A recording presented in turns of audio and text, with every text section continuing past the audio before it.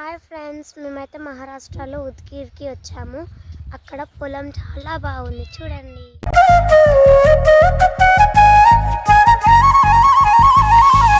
పారే గోదారి గలగల నవ్వే నా దారి, చుట్టూ పొలమాది మిల మిల చూడవే చిన్నారి. పారే గోదారి గలగల నవ్వే నా దారి, చుట్టూ పొలమాది మిల మిల చూడవే చిన్నారి.